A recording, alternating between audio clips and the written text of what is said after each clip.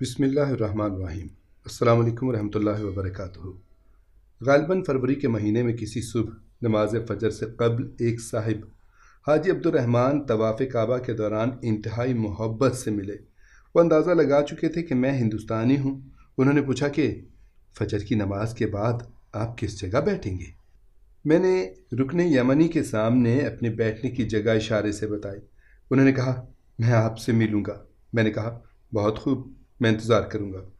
نماز پڑھنے کے بعد عبد الرحمن میرے پاس آئے اور کہا کہ میرے ساتھ گھر چل کر ناشتہ کیجیے۔ میں نے ان سے کہا میرا یہ معمول ہے کہ سورج طلوع ہونے کے بعد ہی حرم سے باہر نکلتا ہوں، لیکن وہ نہیں مانے اور مجھے اپنے گھر محلہ جیاد لے گئے۔ ناشتے کے دوران بڑی کارآمد اور دلچسپ باتیں سناتے رہے۔ دوران گفتگو ایک اہم واقعہ انہوں نے یہ بیان کیا کہ حیدرآباد دکن کے علاقے کا ایک نوجوان لڑکا تھا جس کی حال ہی میں شادی ہوئی تھی۔ شادی کے 10-15 دن کے بعد اس کو سعودی عرب کا ویزا مل گیا، جس کے لیے پہلے سے اس نے رقم وغیرہ جمع کرائی تھی۔ ویزا ملتے ہی وہ سعودی عرب روانہ ہو گیا۔ پڑھا لکھا اور ڈگری یافتہ تھا۔ وہاں کچھ عرصہ بیکار پھرتا رہا، پھر اسے 100 ریال یومیہ پر نوکری مل گئی۔ ملازمت ملنے پر وہ بے حد خوش تھا۔ 100 ریال یومیہ اس کو اپنے ملک کے مقابلے میں بہت زیادہ نظر آ رہے تھے۔ اس نے اپنی بیگم کو خط لکھا کہ نوکری مل گئی ہے، پھر اپنی تنخواہ کا بڑی خوشی سے ذکر کیا۔ مزید لکھا کہ یہاں کچھ عرصہ کام کرنے سے میرے پاس خاصی رقم جمع ہو جائے گی اور کچھ برسوں کے بعد ہم عیش کریں گے۔ بیوی نے حامد کو جوابی خط ارسال کیا جس میں لکھا تھا آپ کا خط ملا، خوشی ہوئی کہ آپ برسر روزگار ہو گئے ہیں، اور اس پر بھی خوشی ہوئی کہ 100 ریال روز کی نوکری پر آپ بہت خوش ہیں، لیکن میری ایک بات یاد رکھیں، جوانی کی ایک خاص مدت ہوتی ہے اور وہ جانے کے بعد پھر نہیں آتی، جبکہ دولت ہر عمر ہر زمانے میں آتی جاتی رہتی ہے۔ والسلام، آپ کی بیگم۔ اس خط کا حامد کو ملنا تھا کہ اس نے زار و قطار رونا شروع کر دیا۔ تمام رات اسے نیند نہ آئی۔ صبح ڈیوٹی کا وقت ہوا تو جس فرم میں وہ کام کر رہا تھا اس کے سربراہ سے ملا اور اپنا استعفیٰ پیش کر دیا۔ میں اب یہاں مزید کام نہیں کروں گا۔ سربراہ نے کہا کتنی مشکل اور کتنی منتوں سے تم کو یہ نوکری ملی ہے۔ اب تمہارا دماغ خراب ہو گیا ہے کہ نوکری چھوڑ رہے ہو؟ آخر وجہ کیا ہے؟ کیا تنخواہ کم ہے یا کہیں اور اس سے اچھی نوکری مل گئی ہے؟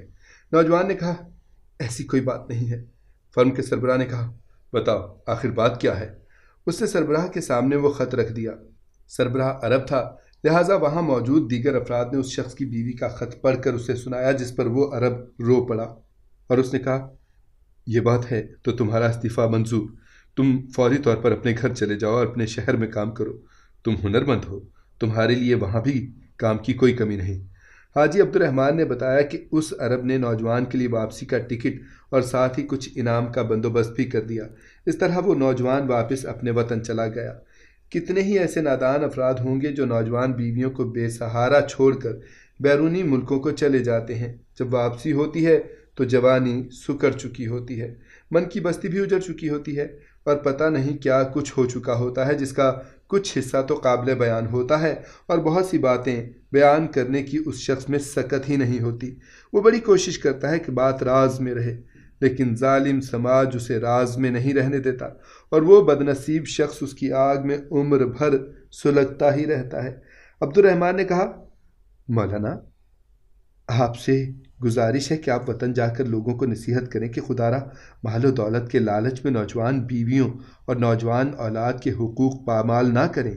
جو لوگ ان حقوق کو پامال کرتے ہیں اس دنیا میں بھی ان کو سزا ملتی ہے اور اگلے جہان میں بھی ان کے لیے عذاب ہوگا۔ اس کی مناسبت سے ایک اور واقعہ بیان کیے دیتا ہوں تاکہ اس سے بھی لوگ عبرت حاصل کریں۔ ایک شخص 4-5 سال سے بیرون ملک کہیں ملازمت کرتا تھا۔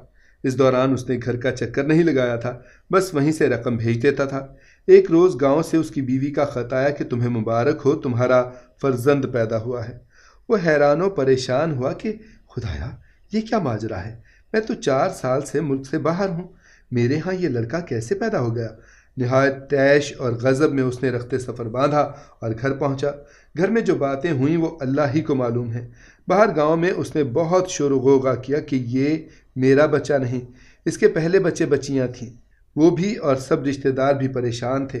کسی دانا شخص نے اس کو مشورہ دیا کہ اب شور مچانے سے کیا حاصل، جو ہونا تھا وہ ہو چکا، اب بھلائی اسی میں ہے کہ اس بات کو ہی پی جاؤ اور گاؤں والوں سے کہہ دو کہ میں گزشتہ سال ایک رات کے لیے گھر آیا تھا اور پھر بغیر کسی کو بتائے چلا گیا تھا۔ چنانچہ اس شخص نے ایسا ہی کیا اور گاؤں کے لوگوں کو جمع کر کے کہا کہ میں نے ایسے ہی شور مچا ڈالا تھا، مجھے بعد میں یاد آیا کہ میں گزشتہ سال ایک رات کے لیے خفیہ طور پر گھر آیا تھا اور کسی کو نہیں بتایا، اور رات گزار کر صبح منہ اندھیرے واپس چلا گیا تھا۔ شرکائے محفل میں سے کسی نے کہا، جناب یہ تو آسان بات ہے، پاسپورٹ دیکھ لیں، اس سے معلوم ہو جائے گا کہ آپ آئے تھے یا نہیں۔ اس نے جواب میں کہا، میرے پاس دوسرا پاسپورٹ تھا، میں اس پر آیا تھا۔ تانا لوگوں نے کہا، اب اس قصے کو چھوڑو کہ کس پاسپورٹ پر آیا تھا، اچھا ہوا کہ اس کا شک اور غصہ دور ہو گیا، ہمیں تو فکر تھی کہ یہ طیش و غضب میں کوئی اور حرکت نہ کر ڈالے۔ تمام مسلمانوں کو چاہیے کہ وہ حرص زر کے ایسے پجاریوں کو جو حقوق و فرائض سے اس قسم کے تغافل برت رہے ہیں نصیحت کریں کہ وہ ان واقعات سے عبرت حاصل کریں اور بیویوں، اولاد اور والدین کے حقوق کی ادائیگی کو اپنے لیے دنیا و آخرت کی نجات کا ذریعہ سمجھیں۔